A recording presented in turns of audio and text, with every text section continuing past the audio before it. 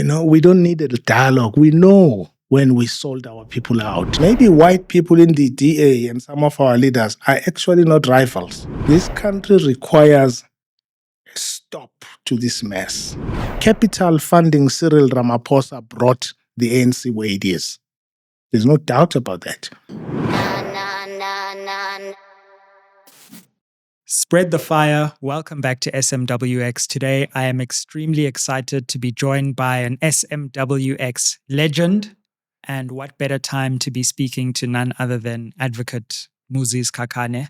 Baba, thank you so much for joining us once again on SMWX. Thank you. It feels like home again.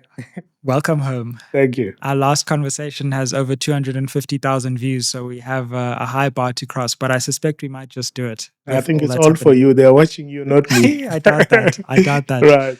Thank you, man. Bob, how do we analyze this moment politically that we're in, where we see the ANC and the DA seriously considering what would be a really profound alliance?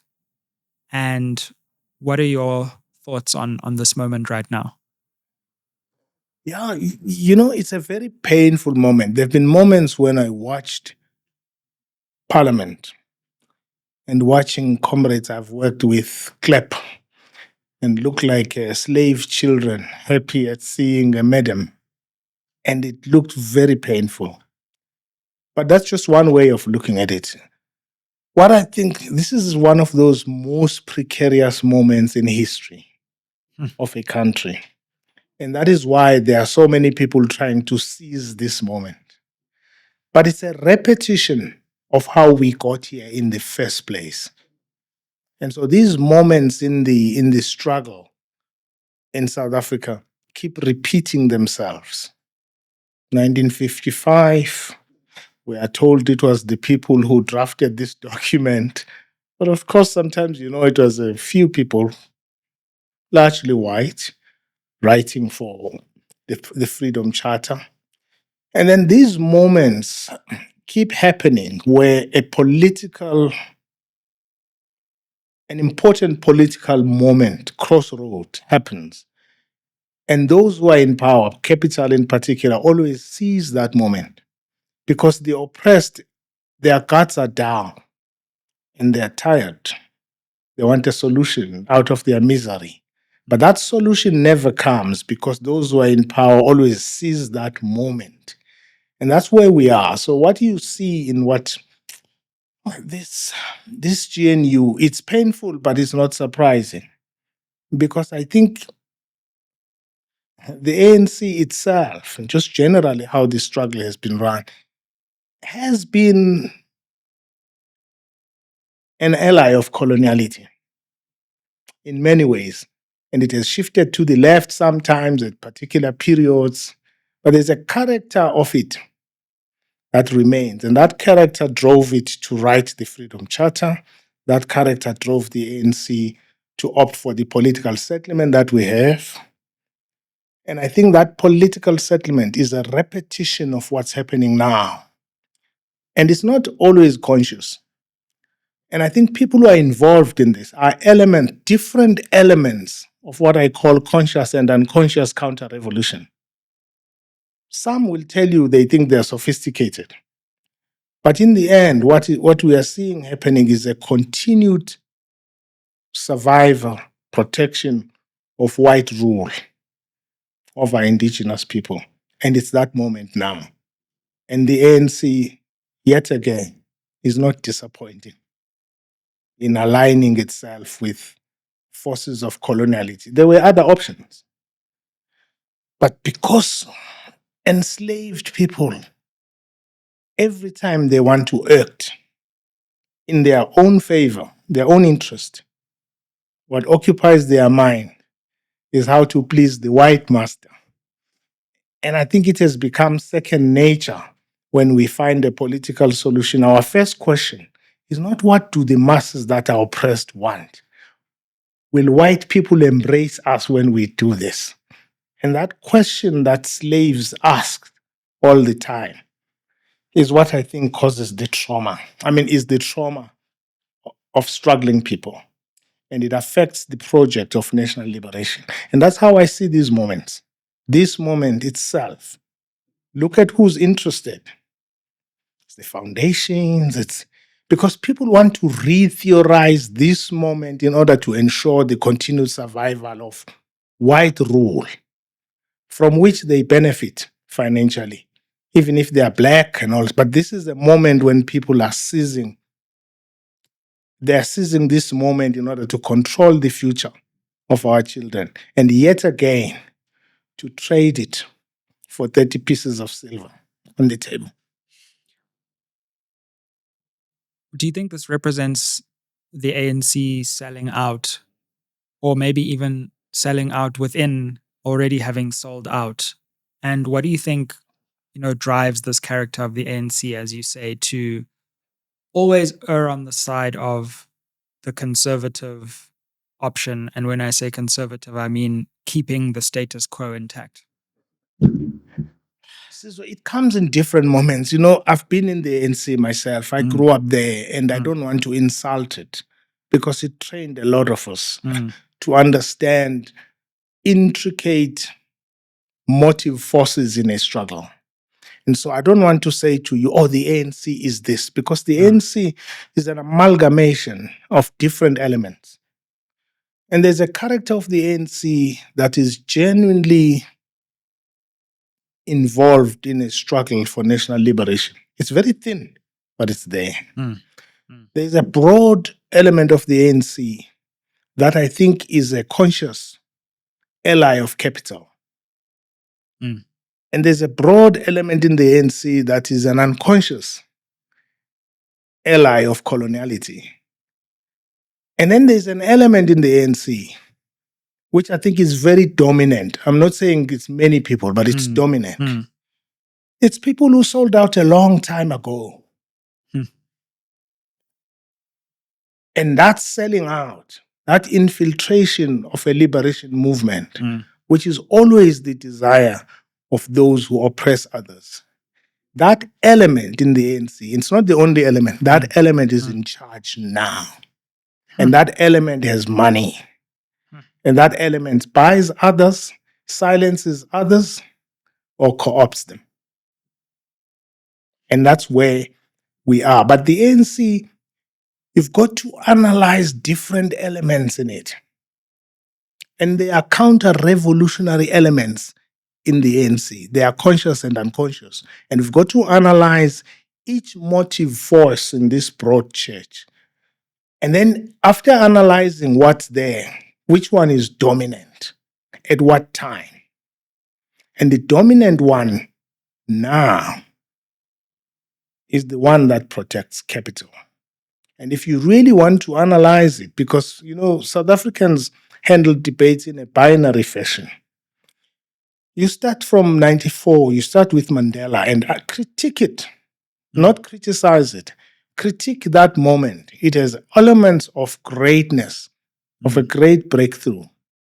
But it also has elements of co-option and being an ally of the very system that we're trying to defeat. You come after that with the Thabo Mbeki one. I know Thabo Mbeki people see themselves as the sort of high-class, sophisticated intellectuals. That moment, too, has good things. But it was also an ally of Western modernity, which is why people who are in that area believe they are superior, they are the golden age. It's because they don't see their errors. It's the arrogance of that period of people who think they are superior intellectually because they believe in Western modernity. There's a Zuma era. It has errors. It disrupts the system. But that, too, has elements that you must analyze that get into it, that have elements of counter-revolution.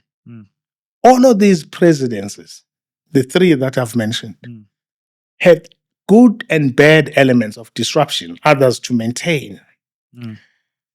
I don't want to talk about the current one because, quite frankly, it represents the conclusion of a system where people are bought, where revolutionaries are completely bought.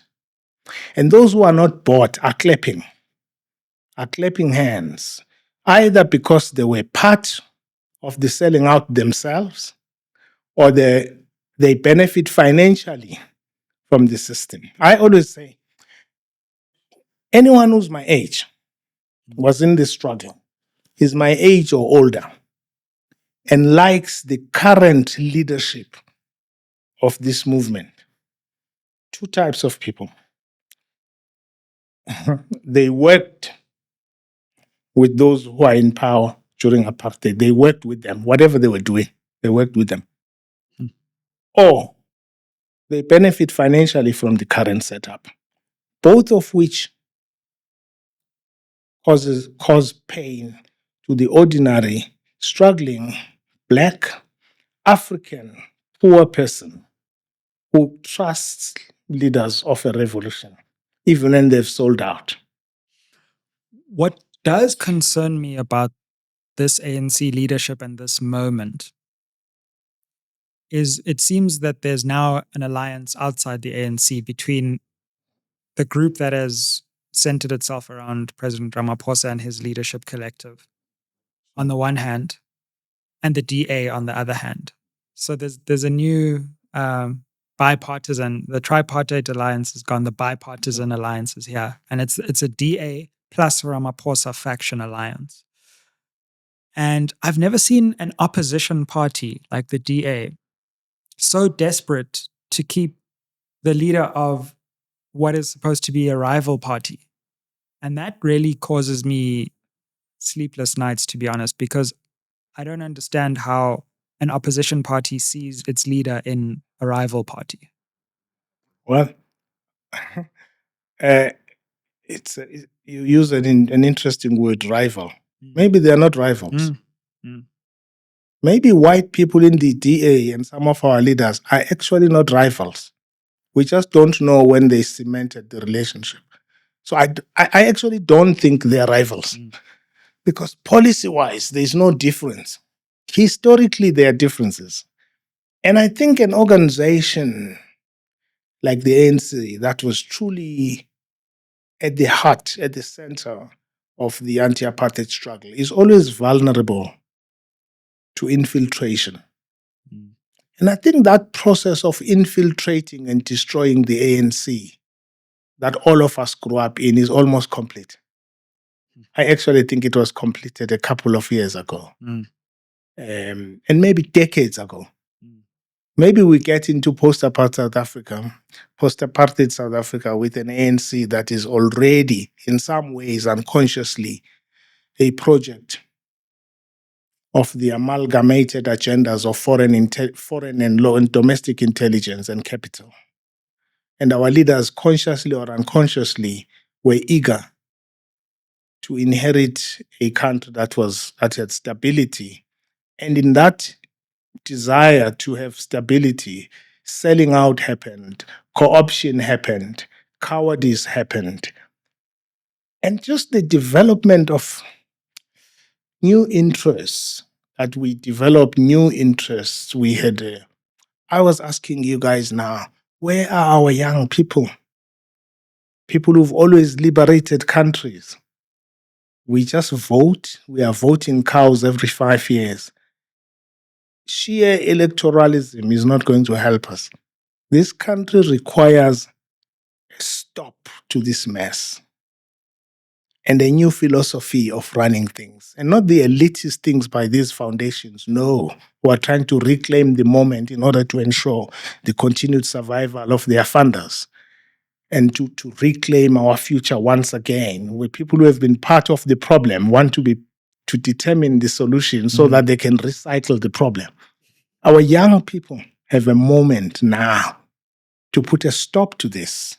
And I'm saying young people because all people like myself and others are naturally cowards.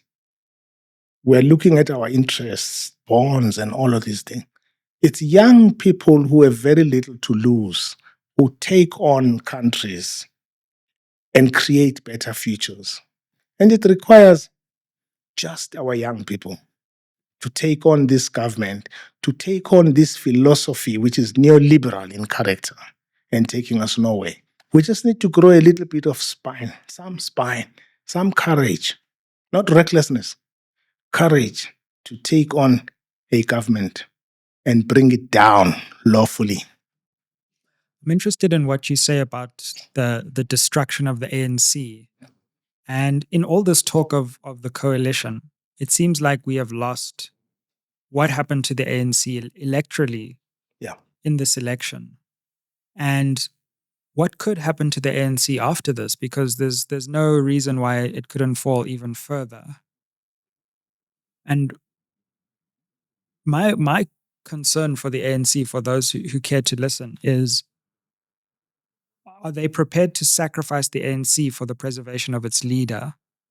Because I'm not convinced that after Ramaphosa's term, however long it may be, there will be anything left of the ANC electorally once he goes. Yeah. Yes, I keep trying to correct you about this. I think these people are singing as a choir for different reasons. Others are scared because of jobs, but others are part of the very problem and maybe have been since the beginning.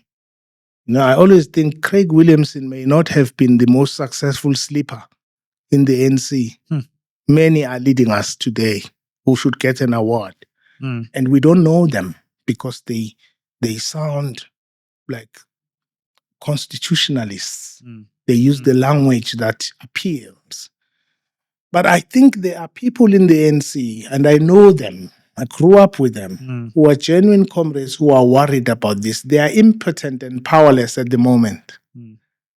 Because when you do, this is an ANC that we can know whose outcomes and leadership were determined by money in 2017. There's no doubt about that. So money bought this ANC. Money got this leadership where it is, and all of those who joined it. But capital funding Cyril Ramaphosa brought the ANC where it is. There's no doubt about that. And that has ideological implications about the nature and character of the ANC and what it can do for society. And what it can do for society has to be aligned with those who funded its trip to this point, this political precipice. And I think from here onwards, we're going to see another selling out. We're going to see another 30 years of those who benefit from this system, trying to maintain it. Already, Sizwe, this language that has developed in the past 2 months. People who are slightly critical, like me or others, of the Constitution are called anti-constitutionalists. So the terminology in the media has been structured to condemn everyone who thinks differently, who sees the world differently, whose ways of being are different. And I think the ANC needs to sit back. The AZAPO needs to sit back. The PAC needs to do the same, the EFF and the ATM, to say, are we going to continue to behave like slaves as Africans when moments come for us to grab them and take our national liberation? Do we want to be like those grandfathers who were scared in the presence of a white master and panicked? And we have that moment now, but I think we are choosing to do what the old cowards have always done in the presence of a powerful master.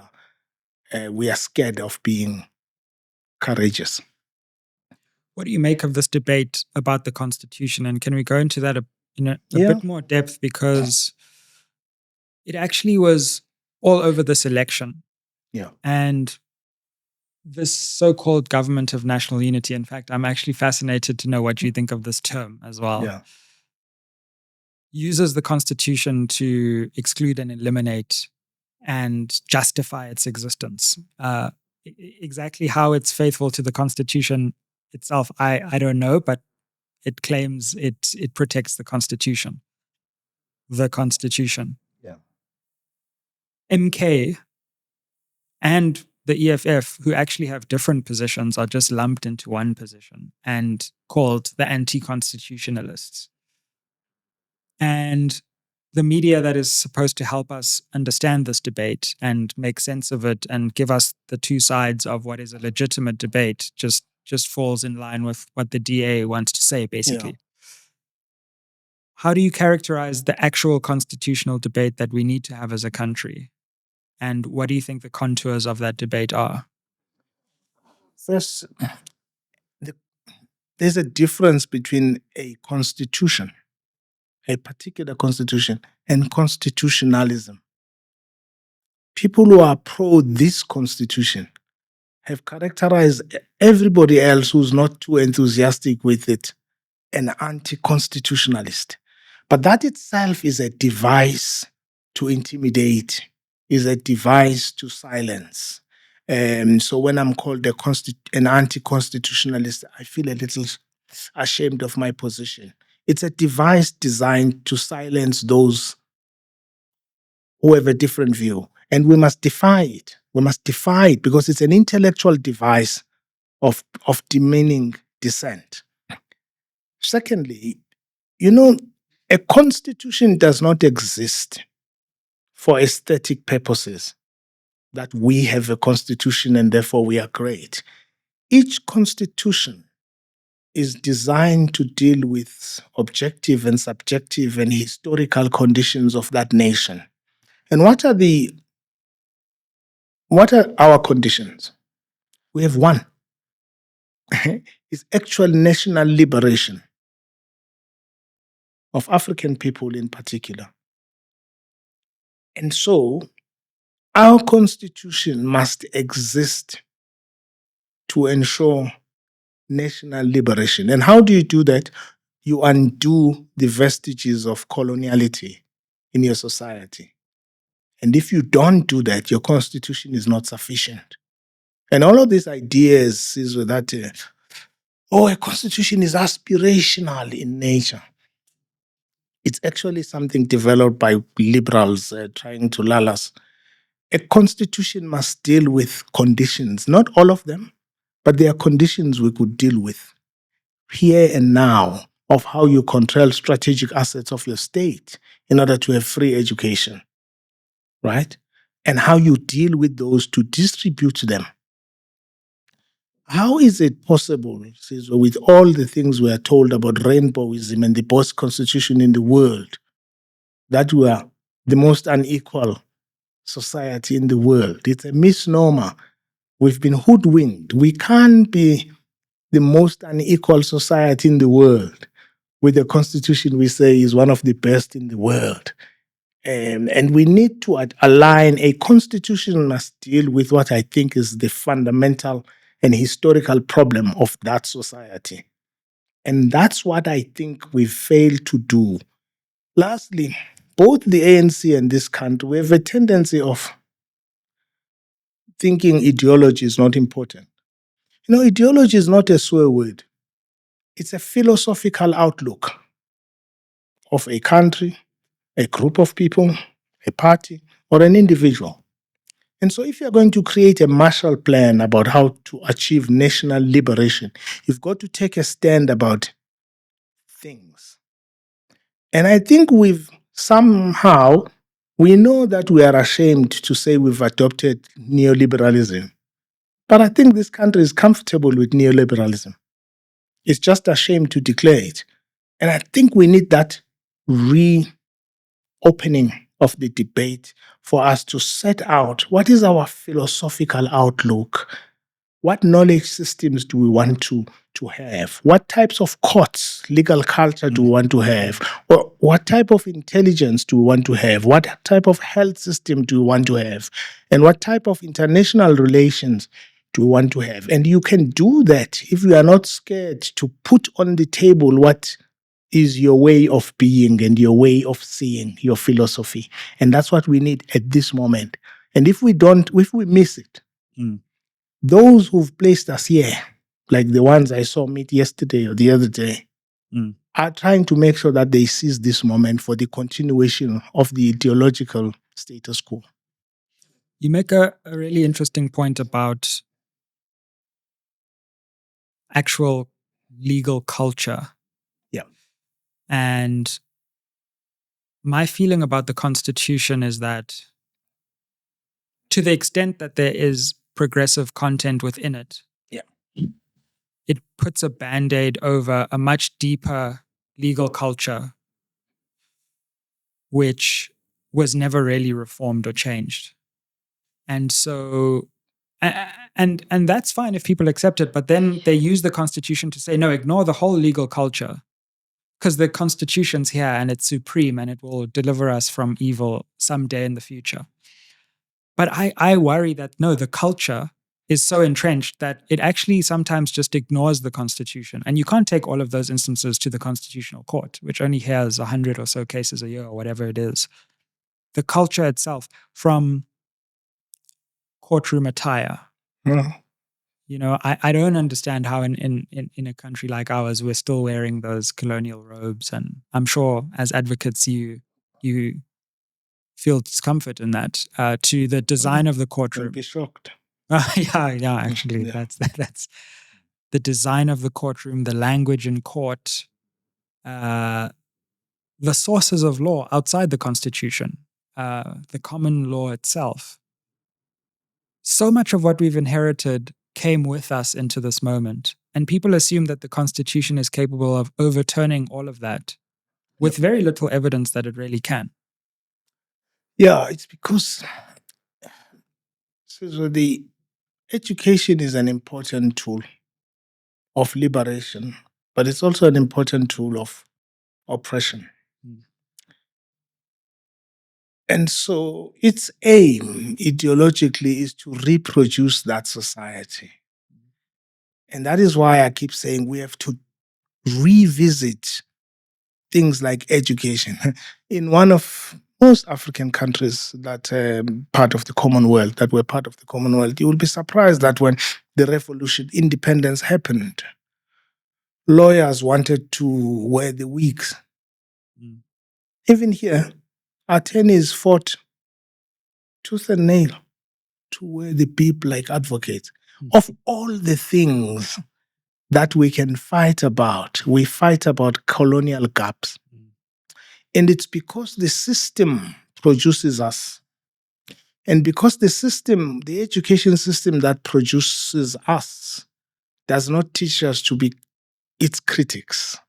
And so you will find that most lawyers find me odd for this because you are a loony. We were not taught this way. We were not trained to critique.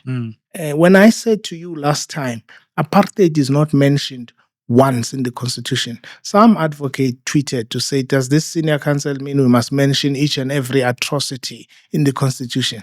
The madness of it. That's how uncritical we've been.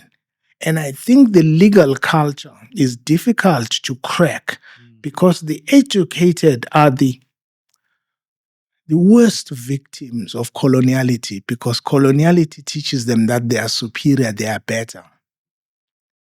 But it actually beats them up to submission intellectually. And I think that is why the legal culture is difficult to change. Because, first of all, we see Western modernity in general as superior. We see Europe and white cultures as superior. And I'm not talking about white people. That's how we see our view of ourselves. And that replicates itself from the legal profession to engineers, to architects, to politicians, to priests, to bishops. And it's only when we develop our own courage and a better image of who we are and our history. Our children, Sizwe, you and all the guys were young. Even as critical as you are of our history, you start in 1652, even when you analyze coloniality, because our education system does not teach you the history and role that is positive of this continent 1 million years ago. When it comes to Europe and its philosophers, we can go as far back as Galileo, as far back as Nietzsche, as far back as Kierkegaard, as far back as Socrates. But we are taught to analyze ourselves from a period when we were down, invaded. And there's a lot of positive history of this continent that could make us feel a little better about ourselves than we do now. And I think you will see that a lot in the legal profession. And I always say, lawyers, law students tend to be activists when they're on campus. Go to every university, you will see that mostly activists are from the humanities and largely law students. And go out there, that activism hardly outlasts graduation. Because out there, we become ourselves and we don't want to be critical and we conform. And that's what the system wants. And that's why the legal culture continues. And lawyers are cringing as they listen to me here because I'm saying something they were not taught. Right? You and me are odd. We're trying to critique something so great, they think, because they were not given the tools to see coloniality as something bad and to see themselves as human beings of value. Forget what white people think of them. It starts with, what do we think we are? Who do we think we are? And who do we exist to please? And I think we exist both philosophically and politically and economically. We exist at our expense. Fam, I just wanted to interrupt this episode to let you know the 4 ways you can help SMWX. Way number 1, you can invite me to speak at your institution or company. Way number 2, you can advertise on this channel. Way number 3, you can become a member of this channel. The link to the membership is down below. And number 4, you can buy merch that's books or hoodies. Now let's get back to the episode. All our contact details are in the description box below. What do you think is the importance of the bar itself? Because you've been central in creating the PanAfrican Bar Association, actually breaking away from traditional institutions where advocates could only practice in that place. And you've created a new space where advocates from all races can gather, but under a very clear philosophical underpinning, which is that, coloniality must be eliminated from our society. Can you take us through some of your experiences at the bar as a senior counsel, and what made you realize that, actually there's no saving the existing institutions and we need to create new ones? Yeah, first of all, I'm quite disappointed. 5 years into the legal profession, I was so underwhelmed and disappointed by the profession itself and the judiciary, and sort of despondent about them because it is a double standard that I don't think we understand. And the creation of a new bar, and it's not been easy. It's not perfect. Sure. A lot of people will tell you, people don't have work, because Black people themselves have been reduced to these beggars that go in looking for briefs. And so, yes, you would find young people who say, I joined this Pan-African Bar, but I don't have work.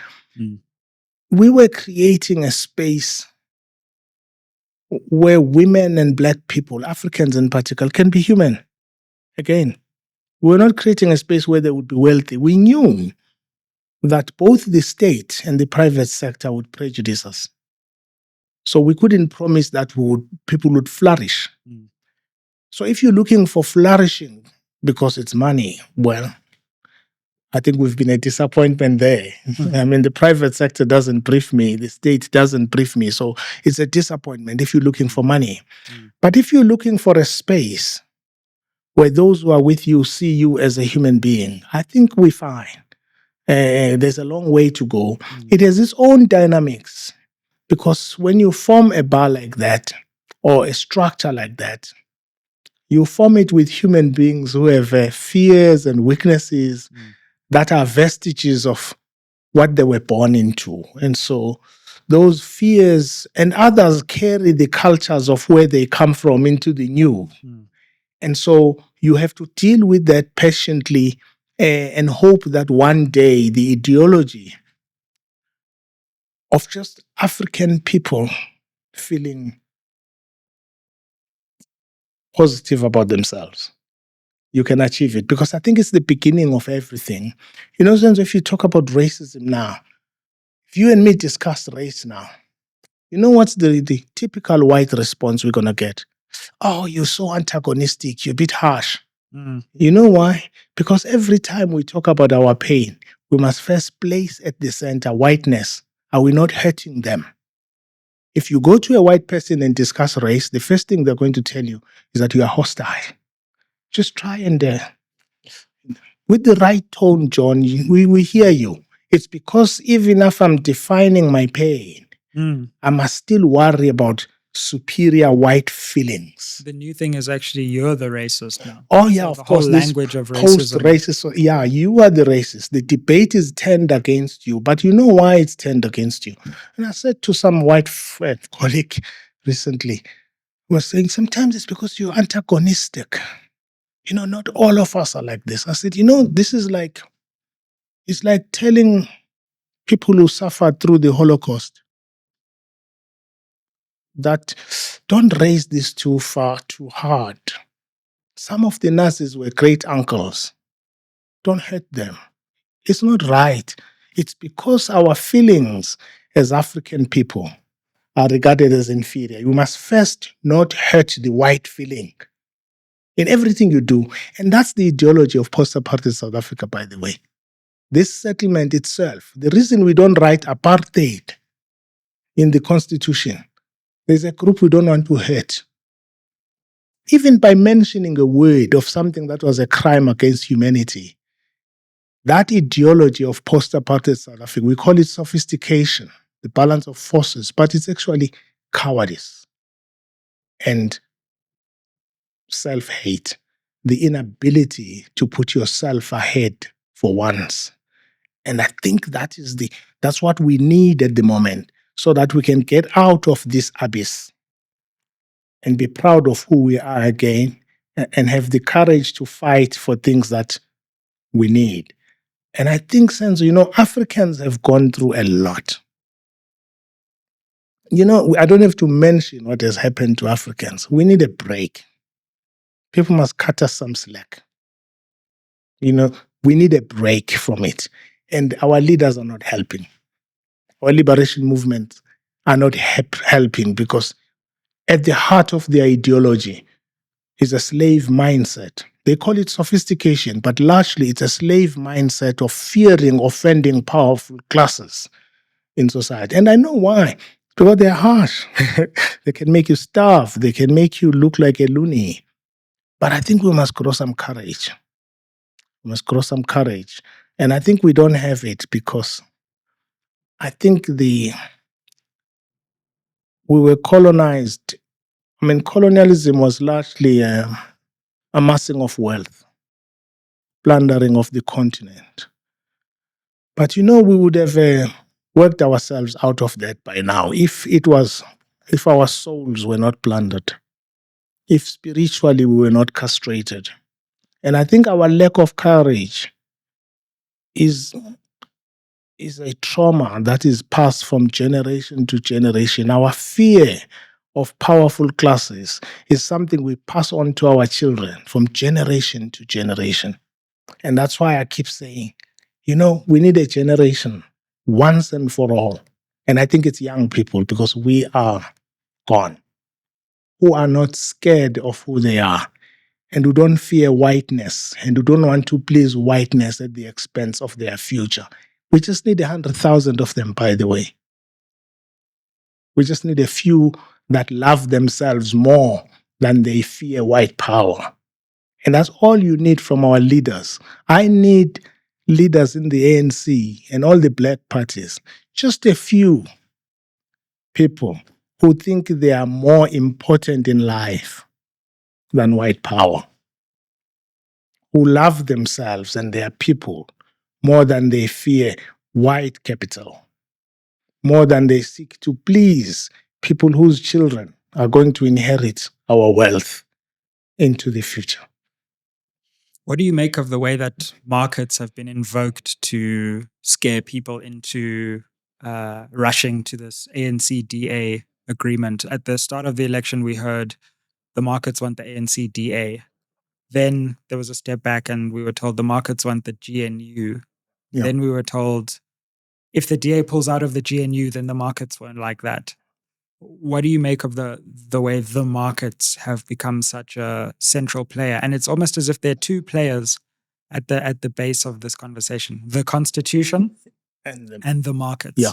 And if you're on the side of the Constitution and the markets, you're fine. If you're an anti-constitutionalist and an anti-marketist, then you're the devil incarnate. Yeah, and don't do anything that will offend the market.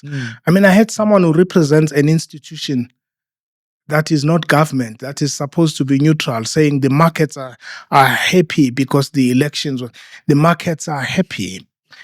And Sizwe, it comes from a very basic question we must ask ourselves. The market, capital, no. What is important between money and people? And the day we ask that question, and anyway, I have an answer for it. I think in the current domestic politics and geopolitical circumstances, the money, it's called the markets, the money has taken over from humanity.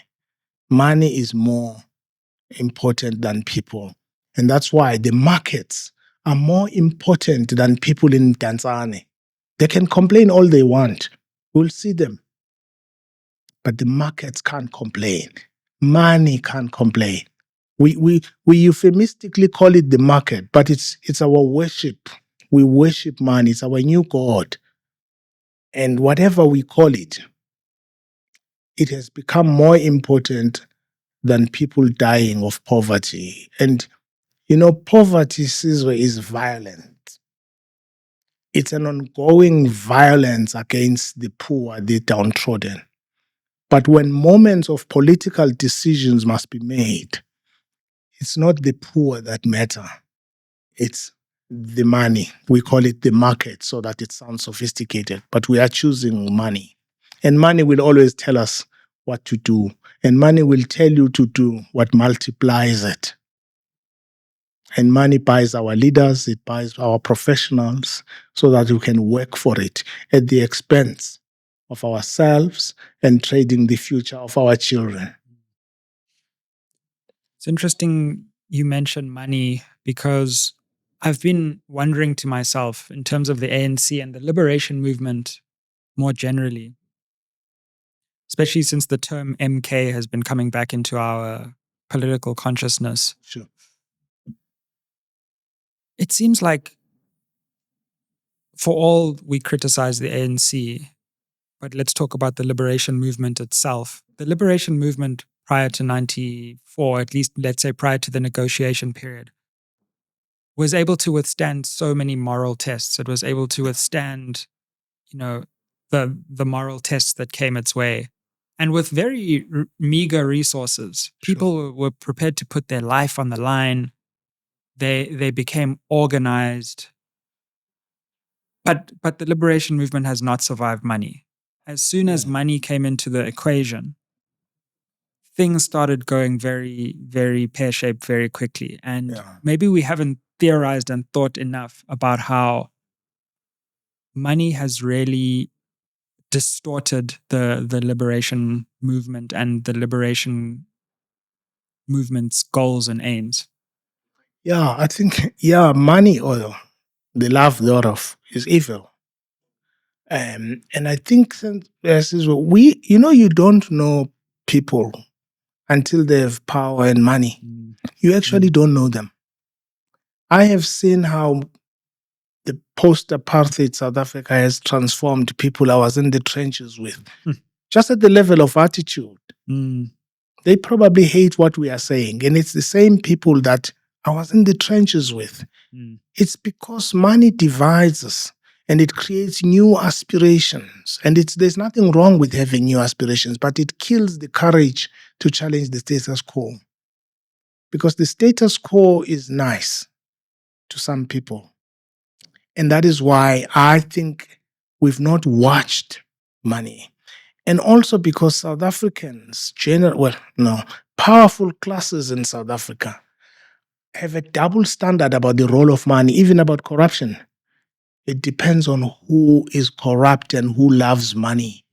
If it's someone who's on their side, they will look the other way. But if it's someone they dislike, they get irrational. I was saying to you, I'm amazed. Our leaders have been perfect and imperfect. Generally, all of them, from Mandela, Zuma, Thabo Mbeki, Cyril, they are all imperfect people.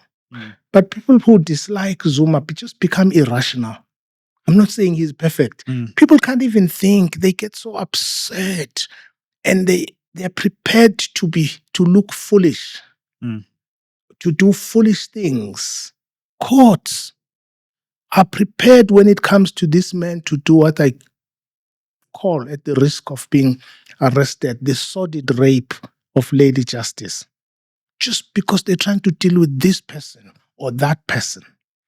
Right, so there's an element in which we need to review how we see money and whether money is more important than the liberation of our people and our children. And I don't think we've had that debate. And what you're seeing with the GNU foundations and the so-called national dialogue, it's a recycling and rebranding of white capitalist domination of the discourse. That's all. No one is talking about, guys, we've stuffed up since 1994. Our people shouldn't be living like this. No one is doing that.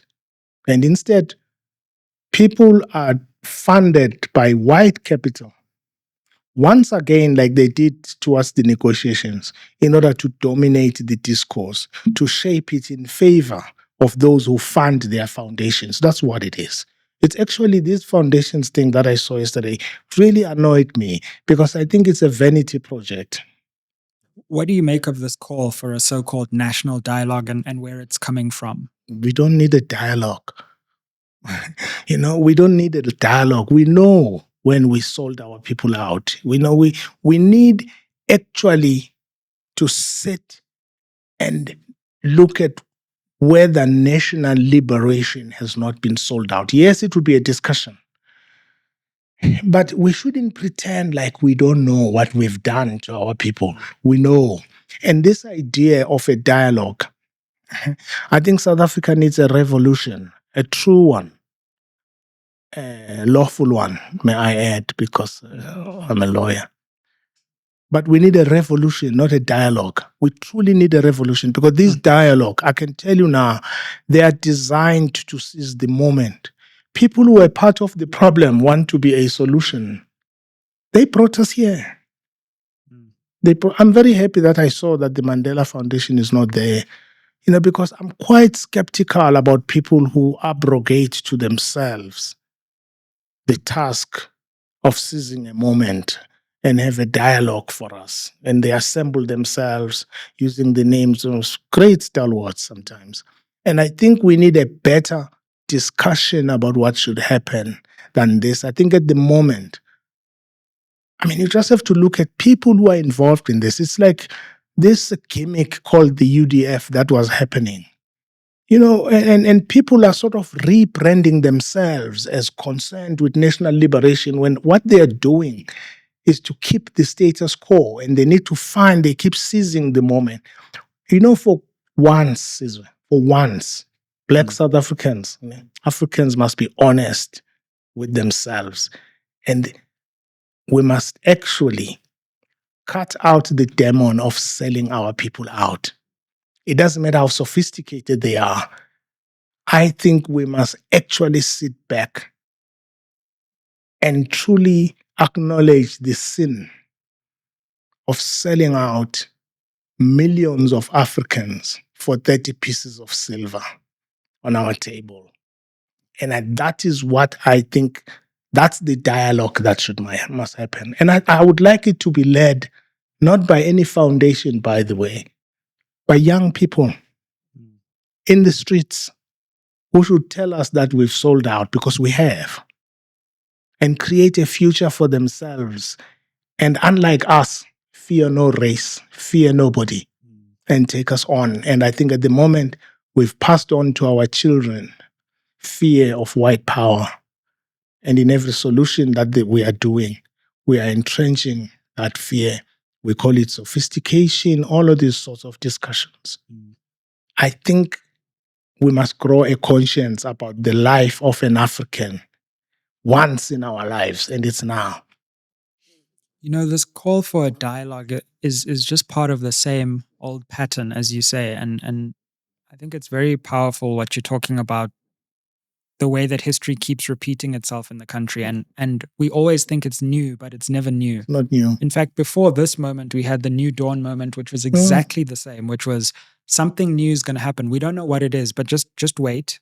And I think you being an exception, I don't know what happened in your generation, because every time we reach a crisis point and we need to be decisive, all that an older generation of South Africans know how to do is say, let's talk, let's dialogue.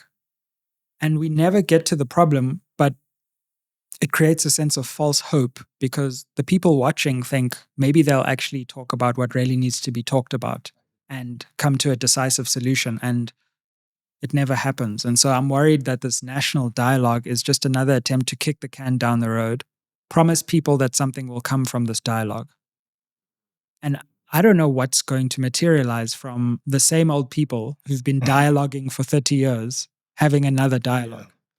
So, I must say this. I mean, a lot of people I see where they are, some of the individuals I have great respect for, so I must not be read to be suggesting anything about some of those individuals. I've worked with them, but I'm quite skeptical of what they're doing. First, it's arrogant to think that they must do this if they are genuine. I'm just saying it's arrogant if they are genuine. If they are selling us out on behalf of those who fund these foundations, then I'm saddened by the selling out, the continuation of the selling out. If it's a vanity project to propitiate a fallen god, one of the leaders they worshipped, then it's even worse. So we need to have something more than to contain and kick the cane down. It's just something we need to do. Sizwe, we've been selling our people out since slavery. I just think Africans must reach a point where selling your own is not cool. And I think it's now. And I think if we don't do it, I think young people must force us to, so that we don't jeopardize and trade their future while we do what we are doing.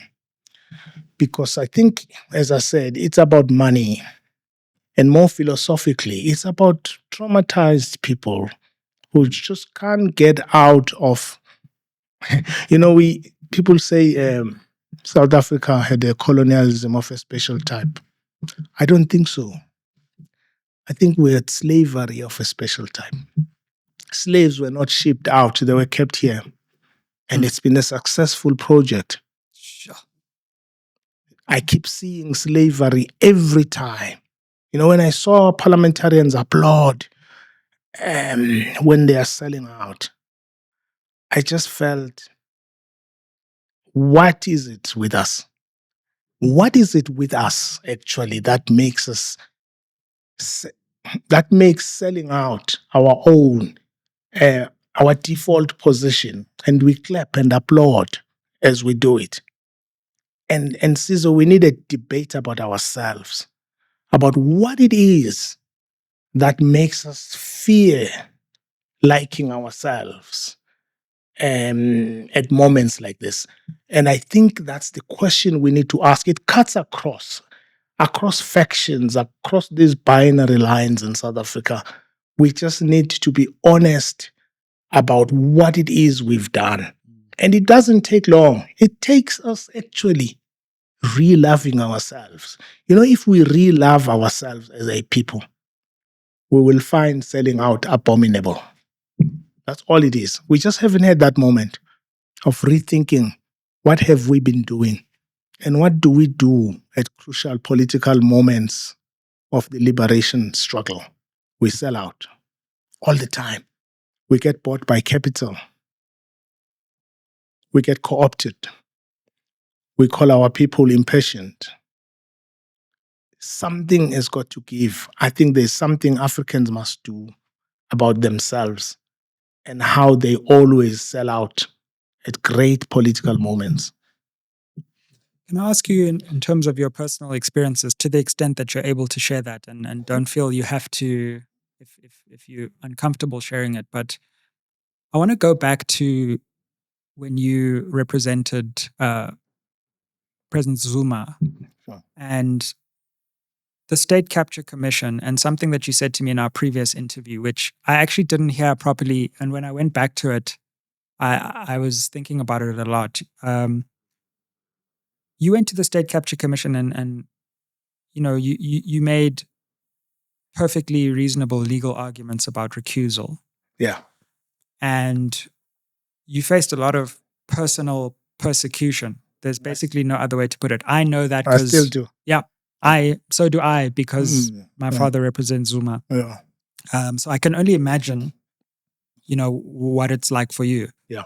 And then, that process goes to the Constitutional Court, and through that process, you end up withdrawing from representing Zuma. Sure. I don't know to the extent that you can share what was behind that decision, but what was behind that decision, if you can share. But also, you said in our previous interview, and we'll end here because I know that your time's also at a premium. You are a senior counsel after all. A poor one. Yeah. That you had given up on getting a fair hearing on certain political matters. That for all the talk of impartiality, you can basically predict the outcome based on which political faction the outcome serves. It's a conversation that people don't want to have, but it's a conversation we need to have, because I think there's some truth to the fact that because courts have to make choices. No, they do. And they have to give people the benefit of the doubt sometimes and not other times. And it seems to me, I'm not going to mention too many names, but when a court is faced by a choice and which benefit of the doubt to give, you can predict when and where they will give the benefit of the doubt. So whatever you can respond within that, feel free. Yeah. I've never said there's corruption in the judiciary, because it's more nuanced than that. Absolutely. It's elements of, there are great, great, great judges, individuals I know across the board. But collectively, and as a philosophy, I think there are elements of incompetence. And then there are elements, people do wrong things thinking they are doing the right thing. People think we are being patriotic because they follow the binaries in society. And very, very few people, Sizwe, whether they are judges or sweeper, want to be on the wrong side of a big narrative.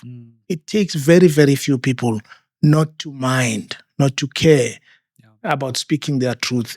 And I think what I've seen is not corruption per se, but is an inability to rise above political moments and binaries by our judges. It's like you debate, one journalist, when I said, but you guys sometimes, you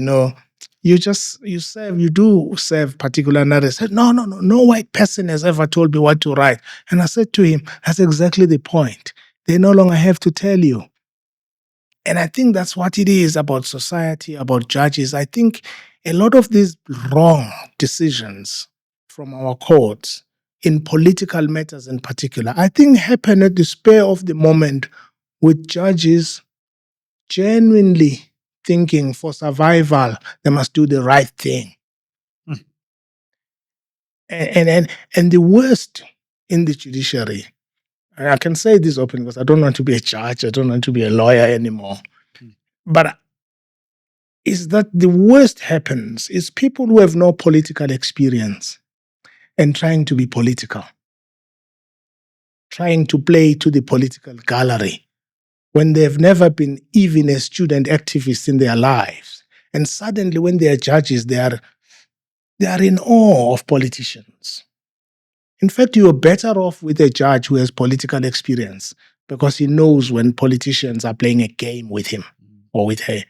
The worst are those people who have no political experience but pretend they do and try to play in a league they've never been in. It means they think, let's be right here. Sizwe is hated. It's patriotic to hate Sizwe. Zuma is not liked by powerful classes. They must be right. I hate him too. And that determines what you do. Let's come to recusal. We've been forced to think recusal is a legal technicality. In order for me to argue recusal, I've got to satisfy certain elements. Sizwe is very basic. A recusal is not law. A recusal should not be applied for. We apply for it because people have no common sense. A person must know when they do not bring an objective mind to the matter. The reason that I must speak my lungs out to persuade a judge tells you the level of ignorance about being human. If you brought a matter to me as a judge and somehow I would be disappointed if a particular outcome happened, I'm not the right judge. You shouldn't have to argue. Judge Kuhn in Pietermaritzburg did one thing, and I hope the judiciary would follow, where a judge says, I think, even though I know myself, I'm objective, but I think, tell me what you think. And the lawyers told him, and he says, recuse myself, right? A recusal is not about you who's presiding. It's about perception and the person who faces injustice. And so if you brought a case before me about a friend or a situation where I'm aligned to a particular outcome, you shouldn't have to argue. The reason we argue recusal is because common sense is the most uncommon thing in the judiciary. I shouldn't have to tell a judge, but you hate so and so. Don't put yourself there. But in South Africa, I must persuade a judge that not that you are biased, but you're not the right person. And what scares me is that then advocates obviously start to think, okay, well, if I want to progress and be successful, then I can't represent this person or these interests because I'm going to suffer defeat. And if I want to do well, then I need to align myself. Unless you are white. You can represent if you are white, you can represent a white pedophile and you won't be on Twitter. It doesn't matter. You are not prejudiced. If you are white, you can represent someone who sells black girls for sex. No one has a problem. But don't represent a black person that powerful classes don't like. Who knows who represents a priest who's accused of raping people in East London? Do you know the advocate? No. You know why we don't know him? He's white. There are also many white advocates who represented Jacob Zuma. Well, who are fine, apparently. Yeah, I suppose it's that. That's why, I don't want to whinge about it. But all of these things come down to how we see ourselves and how blackness is sin. And we don't want to confront that. I've asked people who say they discuss me on Twitter and they have WhatsApp. And I said, do you have WhatsApp discussions about the white lawyer who represents a white pedophile? No. Do you condemn him, that lawyer, for representing someone who rapes black boys in a suburb? No. Black people themselves. No, they don't have a problem with that. They have a problem with, Dali is representing Zuma. So and so is representing. That's all. But it tells you about the level of intellect, the level of engagement, the level of morality and our double standards. And we don't want to question ourselves. And I'm not saying we are perfect who do these things. We have a lot of soul searching ourselves to do, Sure. But I think there is a lot of race and old vestiges of coloniality in how we see things, how we see law itself. We're not this close to having law that represents who we are and who we should be. Yeah. This is my last question, I promise, because every time you give an answer, I get interested in something else. But what scares me about this moment, to come back to where we started and to link it to the judiciary and the courts and the constitution as well, is that who is going to hold this coalition accountable? Because in the Zuma era, the mistakes, and I firmly believe there were serious mistakes made in the Zuma era. At least media and the judiciary were prepared to step in their imperfect ways for accountability. And that provided a counterweight to the power of the executive and the presidency. In this era, I just feel as though the executive and the government can do whatever they want. The courts will give them the benefit of the doubt or a tap on the wrist at the worst. We're yet to see the tap on the wrist, but maybe one day it will come. Media will just let the government do whatever it wants. And there will actually be no counterweight in society against executive power and authority. And that is a very dangerous place to be. Never mind parliamentary sovereignty. Yeah. We have executive sovereignty now. Yeah. The people themselves out there, revolutions happened when people can no longer tolerate what the conditions under which they live. And you judge people by what they do and what they tolerate. We are where we are because we can still tolerate it. And so I think the people will reach a point where they can't tolerate. You're not going to get the media or parliament to hold. We have a president, for God's sake, who doesn't deny that there was money in the sofas. How can we tell young people out there that it's wrong to commit a crime for them to eat, when the number one citizen in the country can be protected by everybody who's powerful, including those who were lashing out other leaders? We need to reach a point where we show the same disgust we showed correctly about the Nkandla issue. Yeah. The same disgust we showed about the AIDS issue under Mbeki. And the issues under Cyril, whether he's connected to big capital or not, we need to develop a conscience to question things equally. We don't do that because we are all part of the co-option that has happened, consciously or unconsciously, and we are scared. I think this is what we are actually living in we say this is the most unequal countries in the world. This is actually one of the most intolerant countries in the world. It's just quiet. We will call you a loony if you tell the truth. You need to tell there's a canon of rationality, of views. And if you fall outside that, in the media, in the judiciary, and elsewhere, you cut out, you alienated.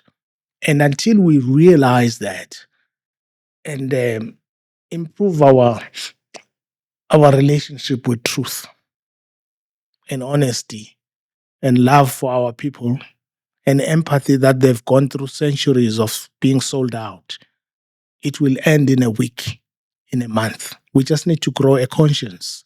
Our leaders need to grow a conscience. Our people need to grow an intolerance of corruption, an intolerance of fearing white people, of fearing white power and capital. If we can grow that, I think liberation is not a difficult thing to do. It just requires a better conscience and better courage. Advocate Muzi Sikhakhane, thank you very much for joining us on SMWX. Thank you. Thank you, Sizwe. Thank you for joining us. Remember to like, share, comment down below, and help us get to 200,000 subscribers by the end of this year. Aye. Fam, you asked for some SMWX merch and we have delivered. I know you're always looking for ways to help support and grow this channel, so why don't you buy yourself an SMWX hoodie? super comfy, super warm, and you can represent SMWX. You can check the link down below for how to buy your SMWX hoodie and help build and grow this channel so we can bring you more interviews, more analysis, and more educational insights.